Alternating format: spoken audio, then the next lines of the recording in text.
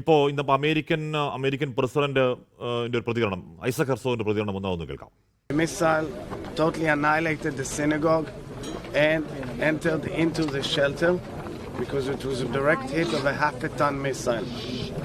Children were murdered here. 9 innocent souls were lost. All night, the teams of the mayor were gathering the remains and the pieces. We pray with the victims and we pray with their families and we hope that they shall find comfort. Joseph Antony, ഇവിടെ എന്താണ് സിനഗോഗിനകത്തെ ഷെൽട്ടറിനുള്ളിൽ bunker buster കണക്ക് ഇറാന്റെ മിസൈലുകൾ ആളെ കൊന്ന കാര്യം പറയുകയാണ് Herzog. ഒരു കുട്ടി മരിച്ച കാര്യമൊക്കെ പറയുന്നുണ്ട് അവിടെ. അപ്പോൾ പ്രൈമറി സ്കൂളിലെ 180 ചെറിയ പെൺകുഞ്ഞുങ്ങളെ എന്ന ചോദ്യത്തിന് ഹെർസോഗിന് മറുപടിയില്ല.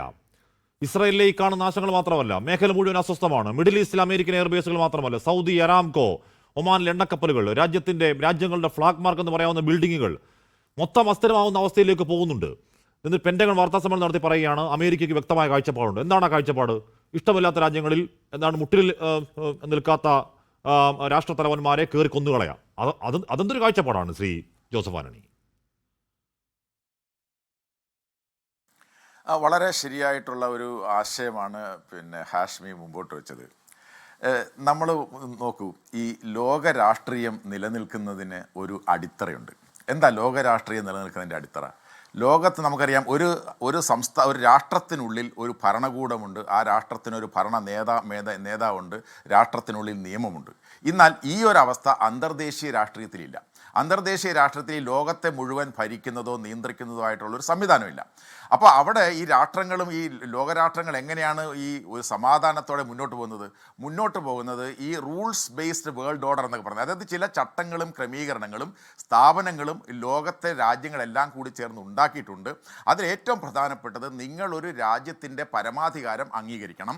2, നിങ്ങളൊരു രാജ്യത്തിൻ്റെ ആഭ്യന്തര കാര്യങ്ങളിൽ ആവശ്യമില്ലാതെ ഇടപെടരുത്. ഇങ്ങനെയുള്ള സുപ്രധാനങ്ങളായ ചട്ടങ്ങളുണ്ട് എന്നുള്ളത് കൊണ്ടാണ്.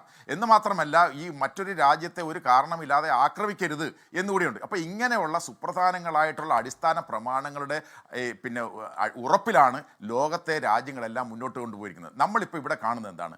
നമ്മൾ മനസ്സിലാക്കേണ്ട ഒരു പ്രധാനപ്പെട്ട കാര്യം, അവിടെ നിന്നാണ് നമ്മൾ ചർച്ച തുടങ്ങേണ്ടത്. ഈ യുദ്ധം തുടങ്ങിയത് ഇറാനല്ല, യുദ്ധം തുടങ്ങിയത് അമേരിക്കയും ഇസ്രായേലുമാണ്. അപ്പം അതുകൊണ്ട് ഈ യുദ്ധവുമായി ബന്ധപ്പെട്ട് ലോകത്തുണ്ടാകുന്ന അശാന്തിയുടെയും അസ്വസ്ഥതയുടെയും പ്രശ്നങ്ങൾ, എല്ലാ തരത്തിലുള്ള മരണങ്ങളുടെയും ഒക്കെ ഉത്തരവാദി വാസ്തവത്തിൽ അമേരിക്കയും ഇസ്രായേലുമാണ് എന്നുള്ളത് നമ്മൾ മനസ്സിലാക്കണം. നമ്മൾ ഇവിടെ എന്തിനു വേണ്ടിയിട്ടാണ് യുദ്ധം ചെയ്യുന്നത്? നമ്മൾ പറഞ്ഞു, അമേരിക്ക നിരന്തരമായി പറഞ്ഞുകൊണ്ടിരുന്ന കാര്യം, അല്ലെങ്കിൽ ഇസ്രായേൽ നിരന്തരമായി പറഞ്ഞുകൊണ്ടിരുന്ന കാര്യം, ഇറാൻ ആണവ പരിപാടി ഉപേക്ഷിക്കണം, ആണവ പരിപാടി മുന്നോട്ട് കൊണ്ടുപോകാൻ പാടില്ല എന്ന് പറഞ്ഞു. നിങ്ങൾ ചർച്ച ചെയ്യണമെന്ന് പറഞ്ഞു. അപ്പോൾ ചർച്ച ചെയ്യാനായിട്ട് ഇറാൻ തയ്യാറായി. ഇറാൻ ചർച്ച ചെയ്യുന്നതിന് ഒമാൻ്റെ അൽബു സെയ്ദി എന്ന് പറയുന്ന വിദേശകാര്യ മന്ത്രിയുടെ അധ്യക്ഷതയിൽ ഈ കഴിഞ്ഞ 2 മാസമായിട്ട് ചർച്ചകൾ നടന്നു വരികയാണ്.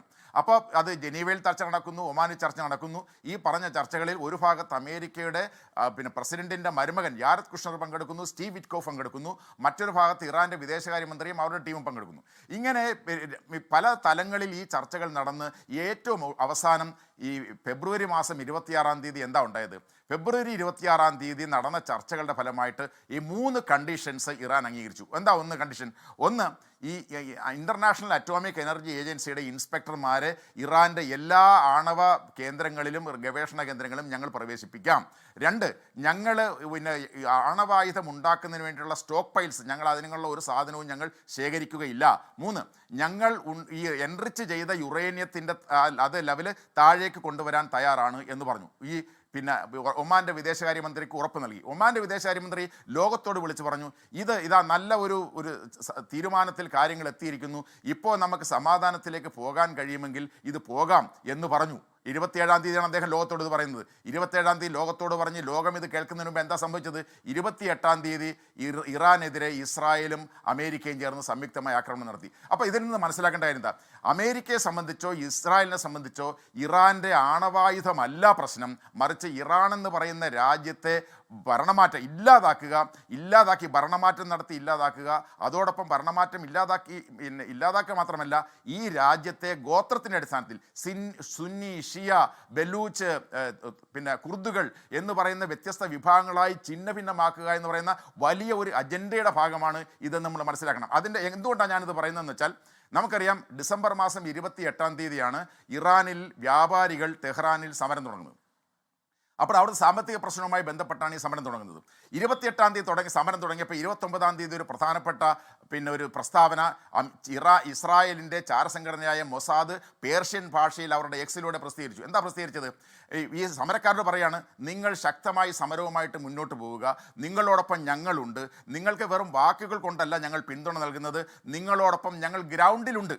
നിങ്ങളോടൊപ്പം ഞങ്ങൾ ഗ്രൗണ്ടിലുണ്ടെന്ന് പറഞ്ഞാൽ അവർ ഈ ടെഹ്റാനിൽ ഈ സമരക്കാരുടെ ഇടയിൽ നിന്നുകൊണ്ട് ഈ സമരത്തെ പ്രൊമോട്ട് ചെയ്തുകൊണ്ടിരിക്കുകയാണ്, സഹായിച്ചുകൊണ്ടിരിക്കുകയാണെന്നാണ്. അപ്പം ഞാൻ പറഞ്ഞു വരുന്നത്, ഈ ആണവ പ്രശ്നമല്ല ഇസ്രായേലിൻ്റെയും അമേരിക്കയുടെയും പ്രധാനപ്പെട്ട പ്രശ്നം.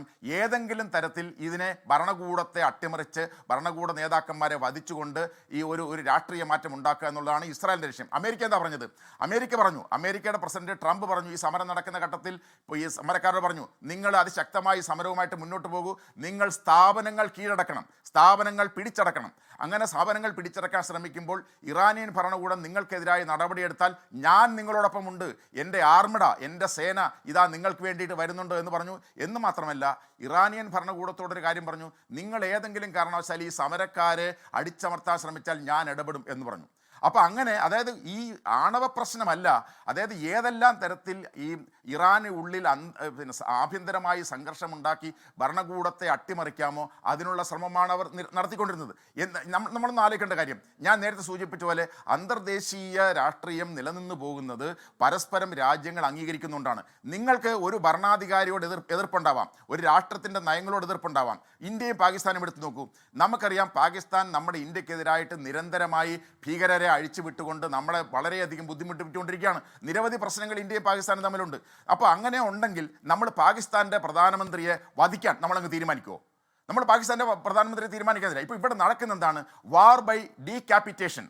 അതായത് നമുക്ക് ശത്രുതയുള്ള ഭരണാധികാരി ആവട്ടെ, നമുക്ക് ശത്രുതയുള്ള നേതാവാകട്ടെ, ശാസ്ത്രജ്ഞനാവട്ടെ, ഇവരെല്ലാം കൊന്നൊടുക്കിക്കൊണ്ടുള്ള ഒരു രാഷ്ട്രീയമാണ് ഈ അമേരിക്കയും ഇസ്രായേലും കഴിഞ്ഞ. അതുകൊണ്ടാണ് തുടക്കത്തിൽ ലോകനീതി ലംഘനം എന്ന് പറഞ്ഞാൽ എത്രത്തോളം അത് ദീർഘനാൾ നീണ്ടുപോയാൽ ലോകസമാധാനത്തിന് വെല്ലുവിളിയാകുമെന്ന് നോക്കാം. ഞാൻ അങ്ങനെയൊക്കെ എത്താം സാർ. ലോകത്തെവിടെയായാലും ഏത് സമയത്തും 24 വാർത്തകളും ഓഗ്മെന്റഡ് റിയാലിറ്റി പാക്കേജുകളും എക്സ്പ്ലെയിനറുകളും വിശദമായി കാണാൻ ഞങ്ങളുടെ യൂട്യൂബ് ചാനൽ നിങ്ങൾക്ക് സബ്സ്ക്രൈബ് ചെയ്യാം.